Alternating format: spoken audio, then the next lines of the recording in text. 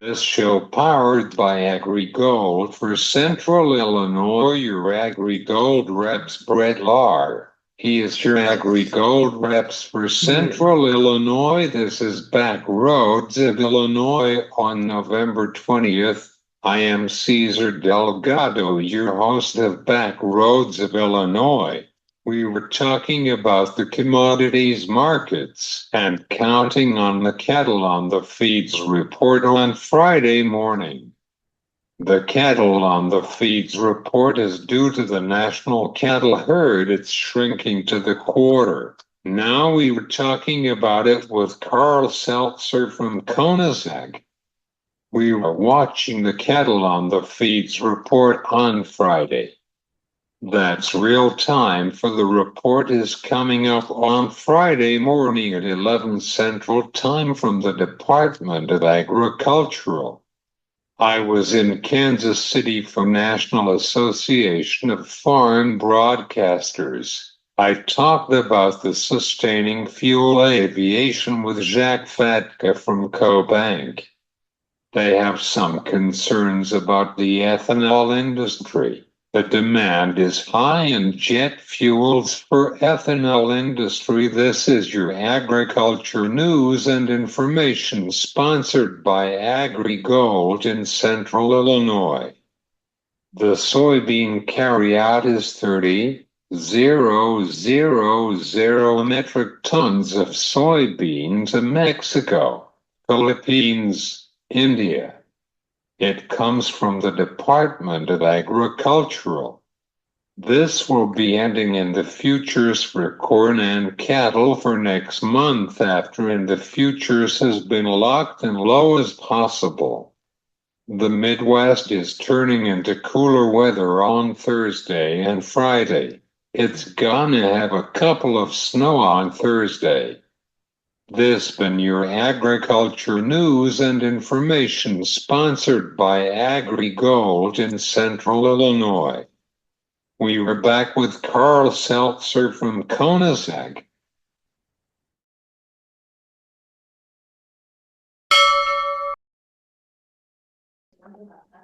This is your open numbers of the commodity markets from Kyle Bumstead from Allendale Inc. Corn futures are down to 9 to 8 cents nickel.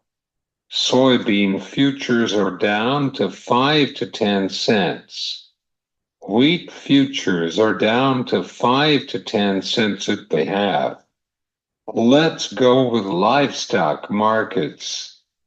How is the cattle markets and hogs markets for today's opening? Cattle futures are up at 6 to 8 cents. Feeder cattle are down to 3 to 4/4. Lean hogs are down at 4 to 6 cents at the range. Crude oil are up to 5 to 10 cents per barrel. Dow Jones is up to 8 points.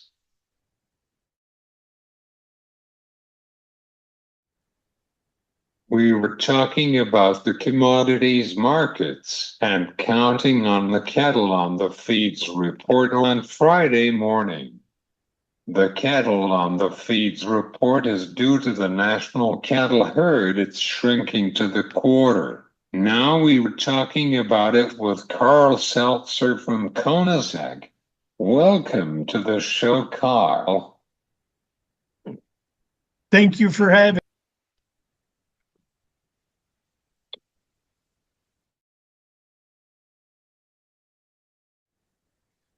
We want to go to talk about the grain markets. We're in the fourth quarter for next month. What's next for next few months with the markets? I feel we're going to watch pretty close the demand side of the market now that we have the U.S. crop put away. And that's been pretty good for both corn, soybeans. Wheat has been very good, starting to trail off a little bit, but still pretty solid. And then we get into, obviously, year end will be a bit of a factor here. And what trade is really starting to focus on the domestic side is that December stocks report that'll come out out in the first part of January there, along with the final old crop production numbers, and we'll see some positioning ahead of that.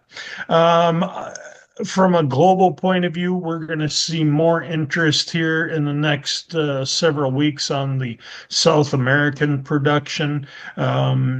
Planting season now well underway in both Brazil and Argentina. Weather's starting to turn a little bit adverse. Southern Brazil and Argentina, as they start to track a little warmer and drier, indicating La Nina conditions may be returning to that region. Definitely something we will be keeping an eye on for the next several weeks here. Aside from that, production in South America really going to drive the market, along with the start of their export season, which will be underway in about another 4 to 6 weeks here. At least their harvest will be.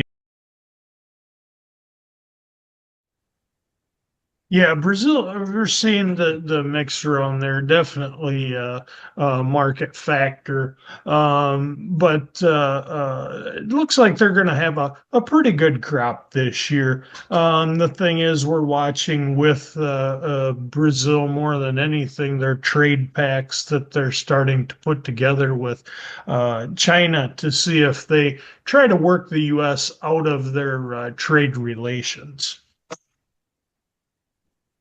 Karl, how are things with the harvest season in the Eastern Corn Belt?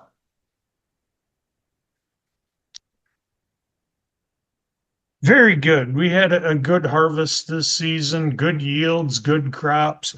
A little bit of concern with the tar spot on our corn this year and how it affected the corn production. Cut our yields a little bit.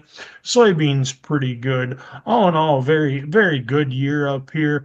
I would say a little bit less in the Michigan area than what we've seen in the last few years. But with the stress we saw in the crops, not too surprising. As you go south of here, a little bit more stress, but all in all, it was a pretty good year across the entire eastern corn belt. What is the yields for right now? That did you hear in Michigan and Indiana, Ohio? I would say on corn, most of our yields around southern Michigan here came in around that 180 bushels per acre. Soybeans right around that 60, 65 for a lot of averages. As you went south of here, they started to gradually decline due to the drought stress that was seen. As you got down into Ohio, corn yields dipped a little bit, but still pretty respectable, and around that 100, and for the area still held around the 180 190 bushel per acre. Soybeans there again 50 to 60 bushels were most of the reports that came in. Okay, we finished with the harvest season at the Midwest. However, what is the yields for right now? That did you hear in Michigan? Yeah, we held, like I said, that around that 50 to 60 bushels per acre on soybeans for the year. Corn, right around that 175, 180 took most production. A very good year for wheat, though. Our wheat was well into the 100 bushel per acre range for a lot of areas.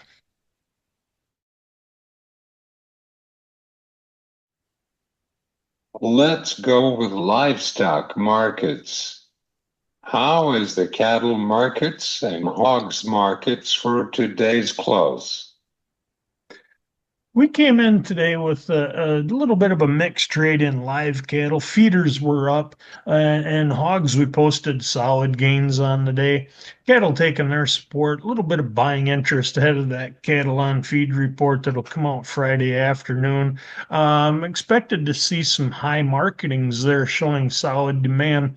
Not seeing much for packer buying across the interior market, and really not seeing much feeder interest in selling selling right now, and that's kept our cattle values elevated here. Hogs coming up after we saw some promising economic data out of China. Their retail spending up on both food and in restaurants. So might see a little bit more red meat demand going into China over the next several months.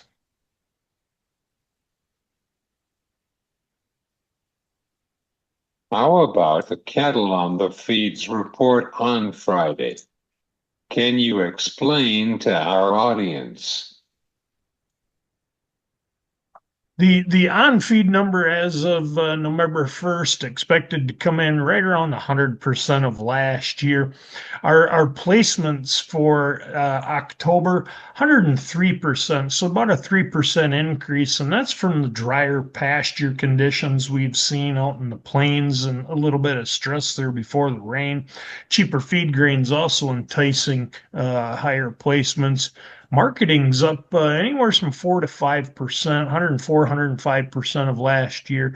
And that's coming from the strong consumer demand we're seeing, especially on them choice cuts. So, good marketing. And the big thing to watch is if we can start to build our cattle herd. We have been in a steady decline for the past several months.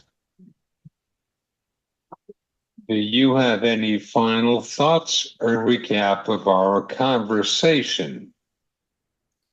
I think for the next several weeks, we'll have to, it's going to be a little bit in limbo in the market ahead of the inauguration and the re-inauguration, I should say, of President Trump. Trade relations definitely going to be a factor in market, but a lot to look forward here over the next several weeks.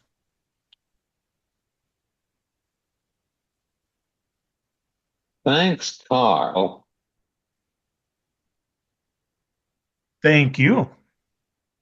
This is Karl Seltzer from conus Back Roads of Illinois.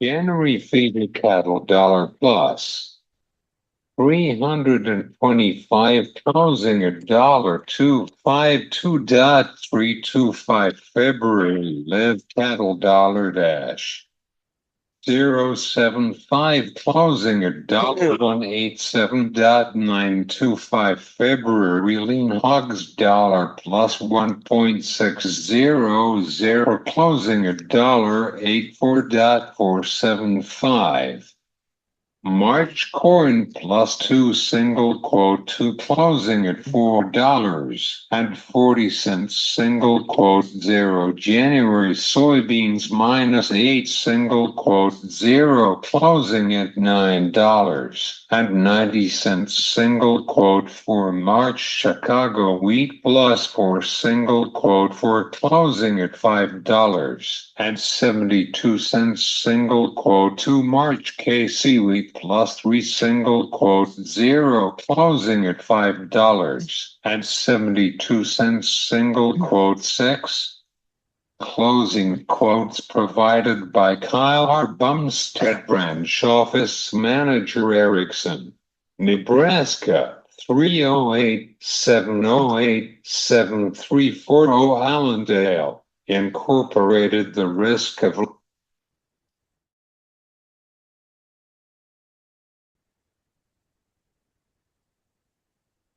Thanks to Karl Seltzer from conus Back Roads of Illinois.